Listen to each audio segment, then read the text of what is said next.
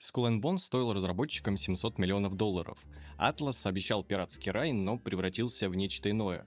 Assassin's Creed Black Flag вышел в 2013-м, 13 лет назад, и до сих пор, пожалуй, считается одной из лучшей пиратской игрой.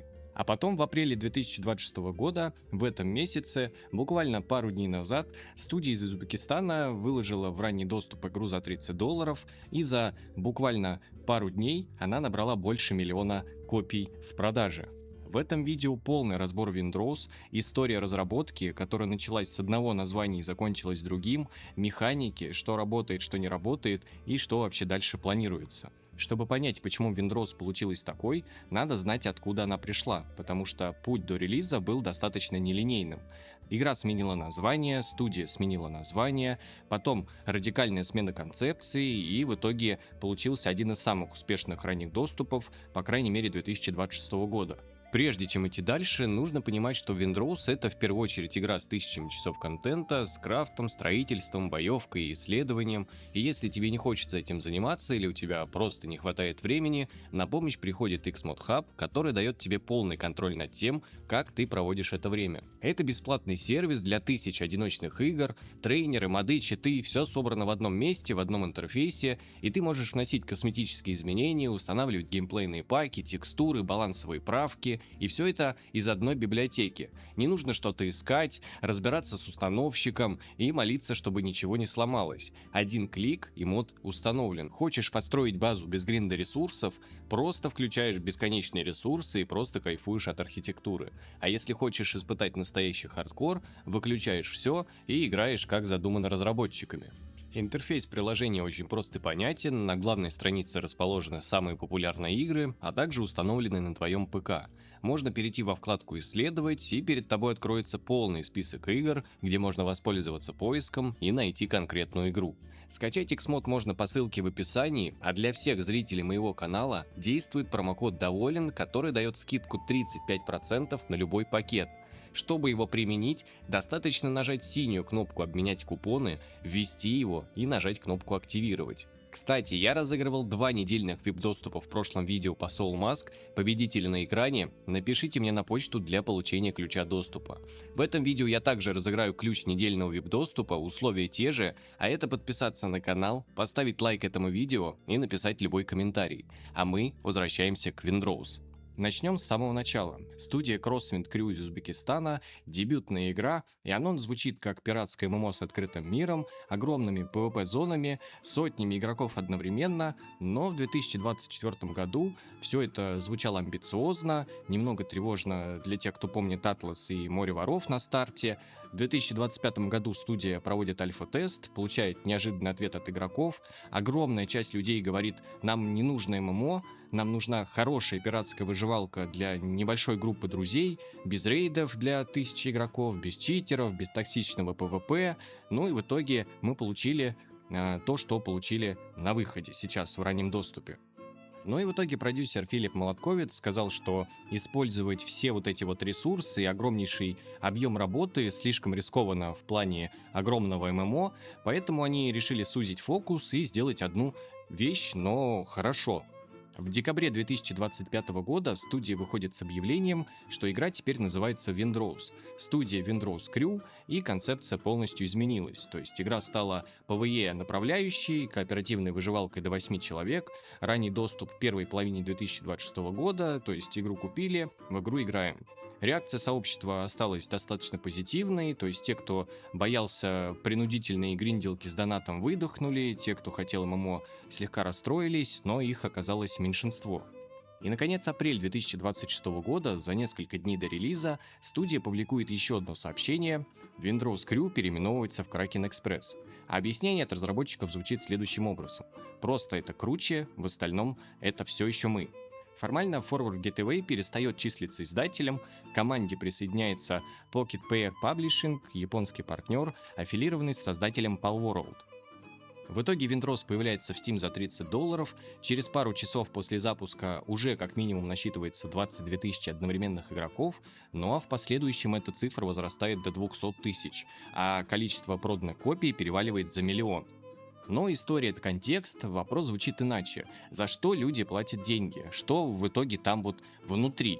потому что рейтинги рейтингами, а геймплей — это совершенно отдельный разговор. Windrose — это пиратская выживалка в духе Вальхейм, не ММО, не батл рояль, не очередная гринделка-выживалка, а совершенно отдельная игра с базой, крафтом, прокачкой, исследованием мира и морскими боями. Начало достаточно стандартное для жанра. Ты появляешься на острове после кораблекрушения, и тебе нужно выжить. Но первые часы дают понять, что здесь совершенно другой приоритет. Тебя не перегружают туториалами, тебя не ведут за руку по линейному сценарию, мир просто есть, и ты находишься в нем и пытаешься просто-напросто освоиться и выжить. В игре присутствует 3 вида биомов: это прибрежные джунгли, штормовые леса и выжженные скалистые острова. Каждый из них — это своя атмосфера, своя экосистема и свои враги. Все процедурно сгенерировано, и каждый запуск — это совершенно другой мир. То есть имеется в виду, что при создании нового мира ты уже не получишь то, что было у тебя в предыдущем. Это означает реиграбельность, то есть то, чего не хватало многим конкурентам. Строительство — один из самых хвалимых аспектов, потому что можно возвести простую хижину, а можно построить полноценный форт с пушечными башнями. Пользователи Steam сравнивают систему строительства с Valheim, и это серьезная похвала, потому что Valheim в этом жанре практически эталон. В прогрессии Windrose работает также через корабли. Ты начинаешь с маленькой лодки, прокачиваешься, получаешь бриг, дальше фрегат, и каждый тип корабля — это совершенно другое ощущение. Боевая система на суше чем-то даже напоминает Souls-like, потому что требуется точное уклонение, парирование, разбитые щиты противника. Это нельзя назвать упрощенной системой или просто спамить атаками, здесь нужно подумать. Сообщество отмечает, что сложность честная, ты можешь умереть не потому, что как раз таки игра нечестная или несправедливая, а просто потому, что ты поторопился. А вот морской бой — это, пожалуй, главная фишка и то, за что в первую очередь игру хвалят. То есть недостаточно просто нажать атаку с корабля, потому что в первую очередь это позиционирование, выбор угла обстрела, расчет ветра, выбор момента для абордажа. И когда идешь на, допустим, фрегат с бригом, это реально напряженно. Сюжет здесь есть, ты капитан, который бросает вызов черной бороде, а история начинается как личная месть, постепенно разворачиваясь на противостояние империи, пиратских кланов и темных сверхъестественных сил. Основная кампания — это примерно 50-70 часов в зависимости от стиля игры, но для раннего доступа это, наверное, немножко другие цифры, то есть как минимум заявления разработчиков были таковы, но, возможно, игру просто-напросто можно пройти намного раньше.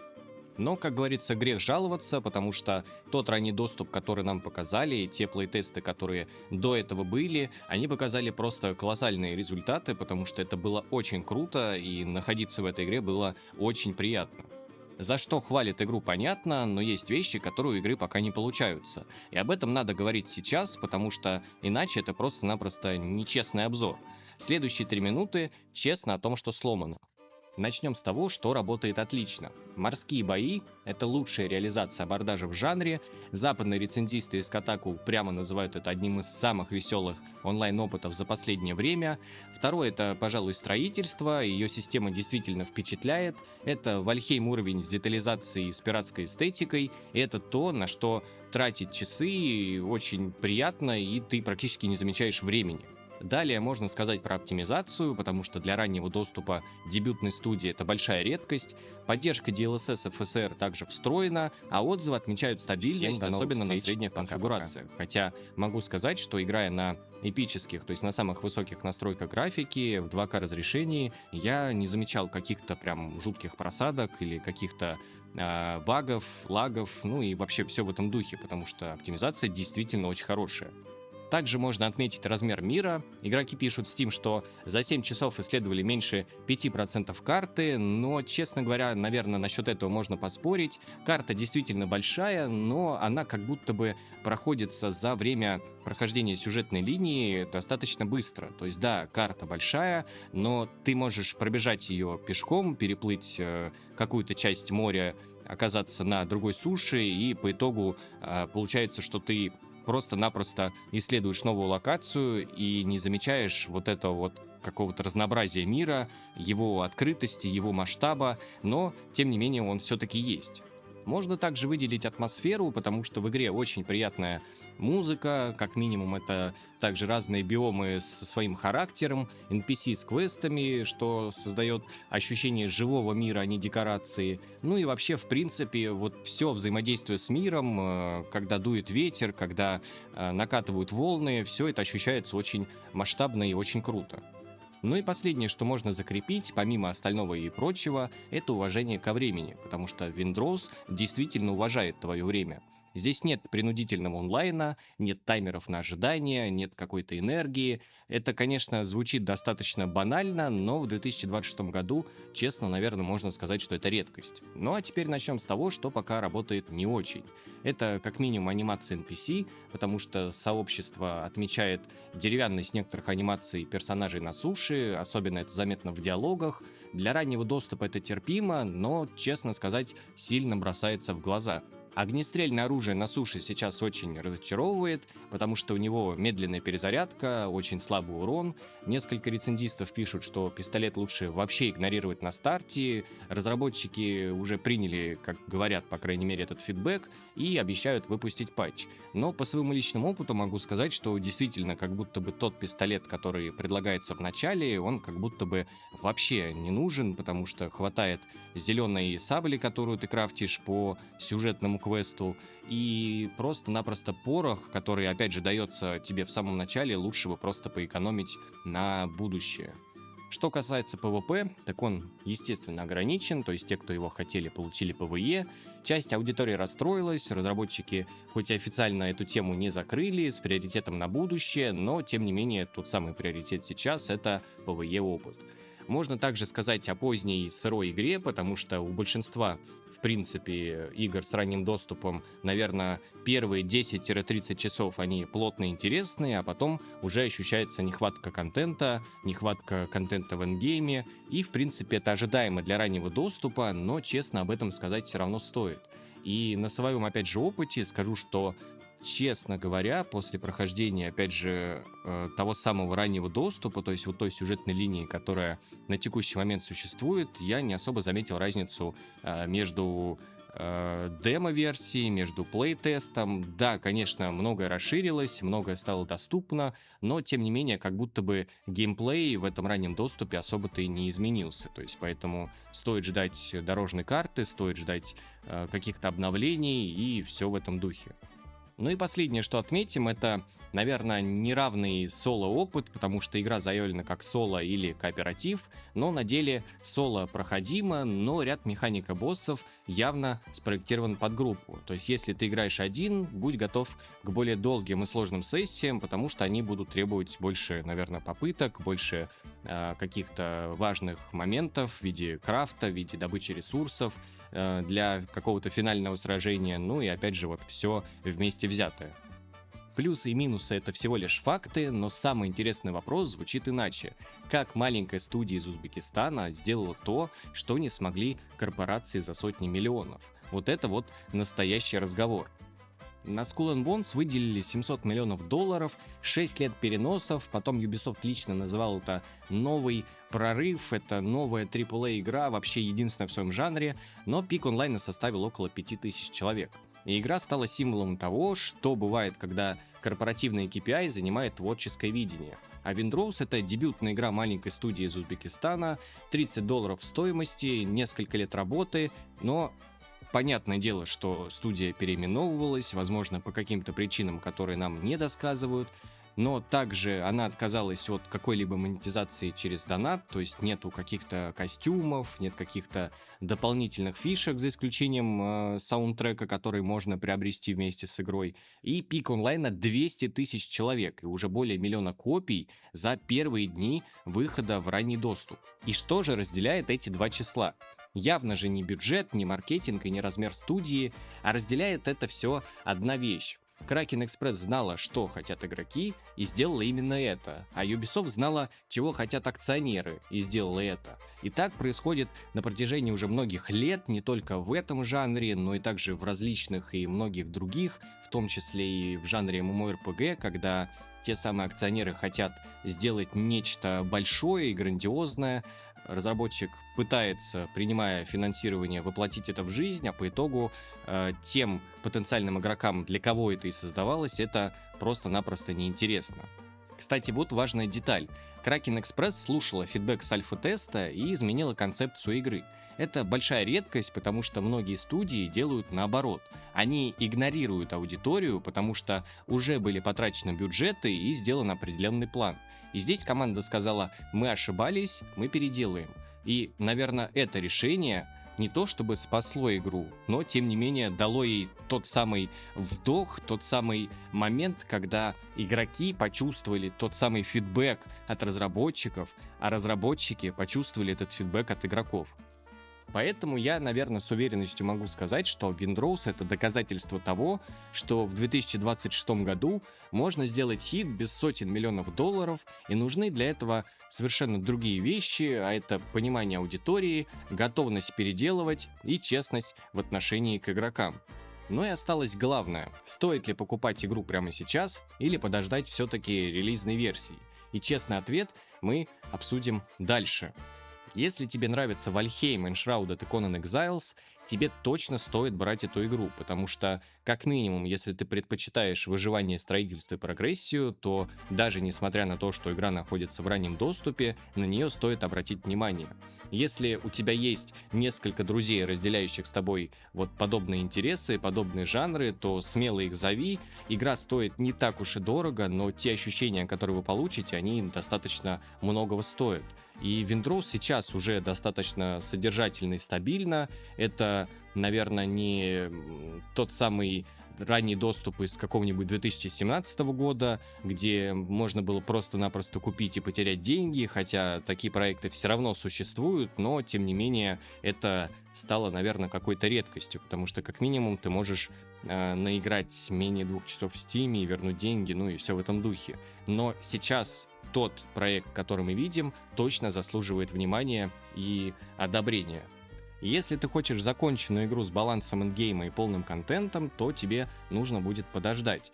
Точных сроков студия не дает, но я думаю, что это как минимум около года разработки до какой-то финальной версии, то есть до версии релизной 1.0. До этого будут выпускаться по-любому различные патчи, какие-то доработки, возможно, какие-то новые биомы, новые острова и все в этом духе, но это уже только мы увидим со временем. Ну и на этом почти все, но финал — это отдельный разговор, потому что Windrose поднимает вопрос, который касается не только этой игры. Самое ироничное в этой ситуации то, что Ubisoft потратили 700 миллионов долларов, чтобы сделать пиратскую игру, но в итоге получила провал, и вообще, в принципе, вся эта ситуация чуть ли стала не мемной. А команда из Узбекистана, которая сменила имя игры, сменила имя студии, отказалась от монетизации через донат, выслушала альфа-тестеров и получила по итогу более 1 миллиона копий в продаже. И разница даже не в деньгах, а разница в том, зачем ты делаешь эту игру. Для игроков или для инвесторов. Потому что если делать игру только для инвесторов, которые дают тебе деньги, и не рассчитывать на комьюнити, не прислушиваться к нему, по итогу просто-напросто все сведется к тому, что люди будут возвращать деньги, люди будут недовольны, а инвесторы будут по итогу недовольны студией, которая не смогла оправдать ожидания потребителей. Поэтому я скажу, что Windrose на текущий момент не идеальная, могут быть проблемы с анимациями, о чем я говорил выше, также пистолет, который нужно переделывать, эндгейм, который стоит в принципе развивать, но можно сказать, что это живая игра, за которой стоят люди, которые честно хотели сделать пиратскую выживалку, о которой мечтали многие поклонники этого жанра, и можно сказать опять же, что у них это получилось. Лучшие игры делают те, кто сначала хотел в них сыграть. Но на этом у меня, пожалуй, все. Не забудь поставить лайк этому видео, подписаться на канал. Теперь также его можно спонсировать. Отдельное спасибо, кто досматривает до конца и донатит. Это очень сильно мотивирует и дает ту самую энергию, которую я могу вкладывать в видео. До новых встреч. Пока-пока.